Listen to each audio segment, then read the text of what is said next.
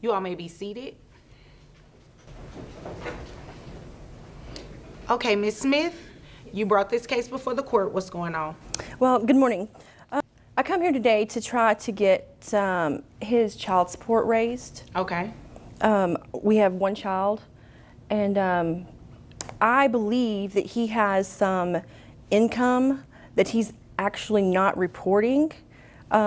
We kind of try to...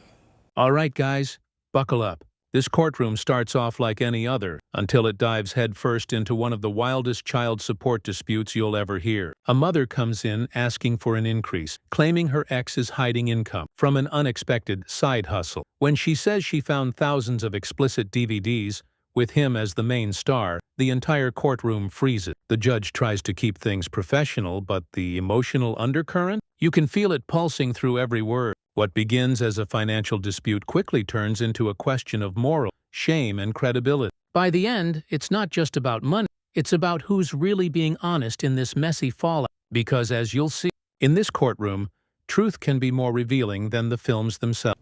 Make it work not too long ago, and when I was at his house, I found a bunch of pornographic movies. What do you mean make it work?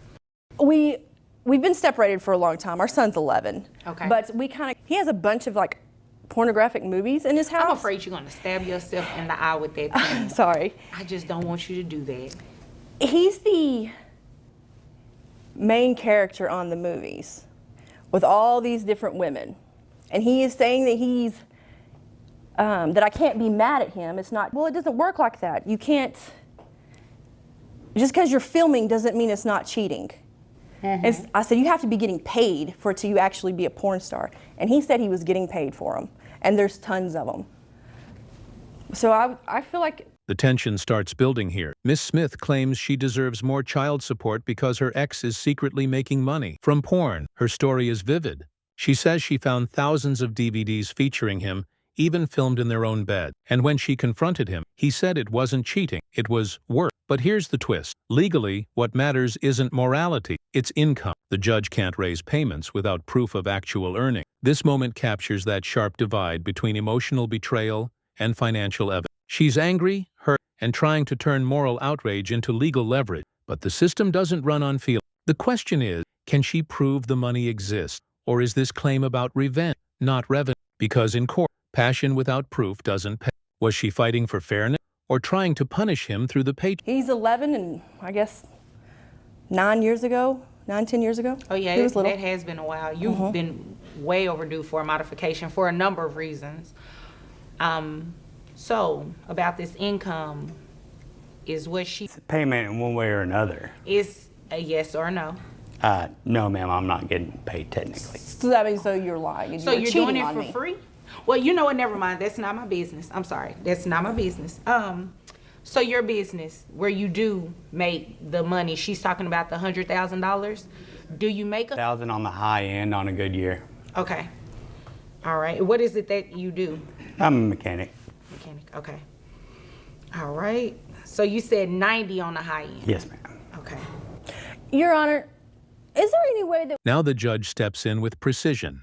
Miss Smith wants the court to subpoena records from his alleged adult career, but Judge Viterbi draws a clear boundary. I'm not subpoenaing that. I don't want to see it. It's professional, decisive, and subtly dismissive. The courtroom laughs nervously, but legally the judge is right. Without documented proof of payment, it's hearsay, not evidence. The law doesn't chase rumors, even if they come wrapped in scandal. What's powerful here is how the judge walks that fine line between decorum and disbelief. She gives Smith permission to pursue evidence, but won't let the courtroom turn into a circus. It's a reminder that courtrooms are for facts, not feelings, no matter how sensational the story sounds.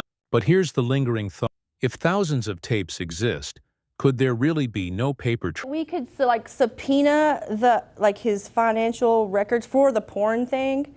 Well, you can. I'm not going to do a subpoena on anything like that. I don't want to see it.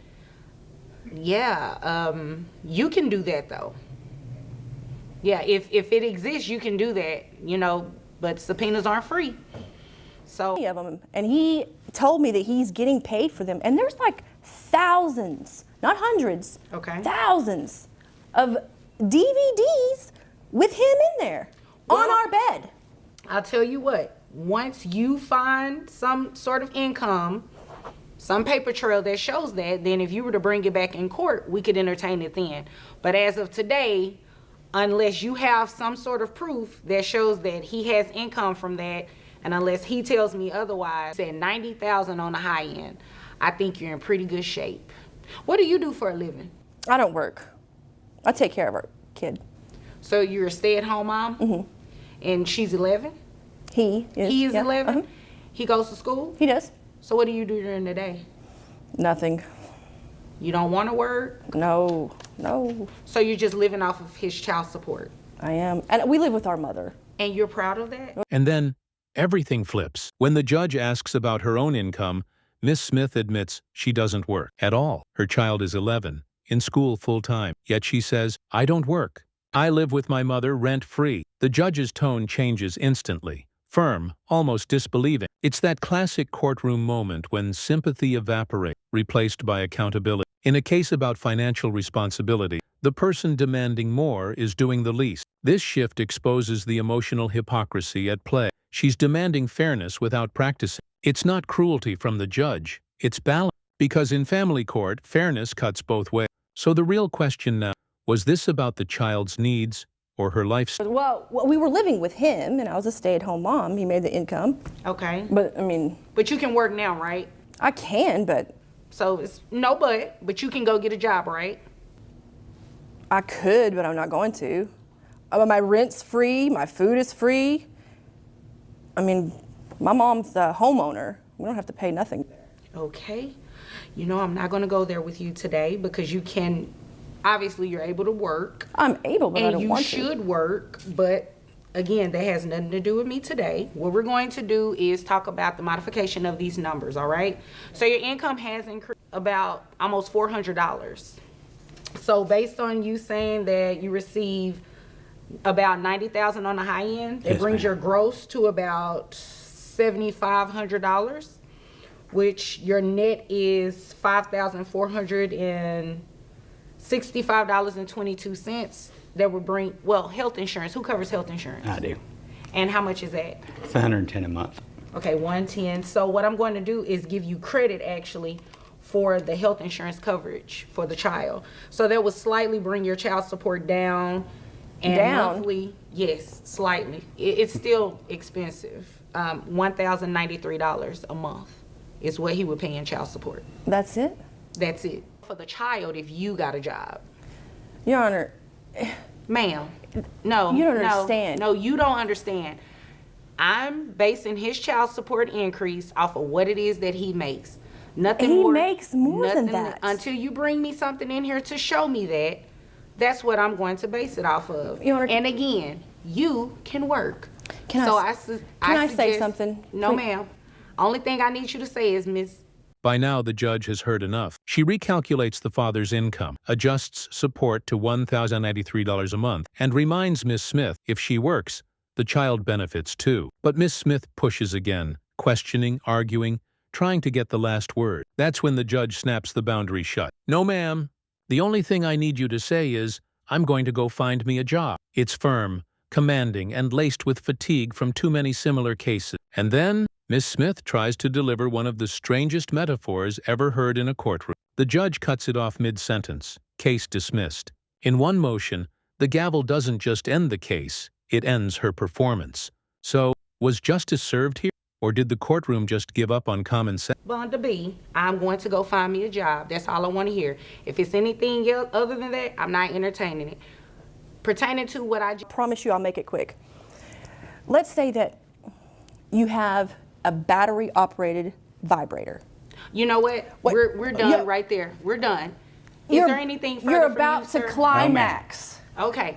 Well, The ma'am- batteries go out. Okay, thanks. That's him. Okay, great. Let me tell you what we're going to do. You all are done, and if there's nothing further, you all are dismissed. Thank you. And that's where it ends. A mother searching for more support, a father claiming innocence, and a judge caught in the chaos between proof and pride. What makes this case unforgettable isn't just the scandal, it's the human contradiction. He's accused of hiding money. She's openly refusing to work. Both want fairness, but neither seems ready to earn it. In the end, Judge Viterbi did what every good judge does: cut through the noise and stuck to the numbers.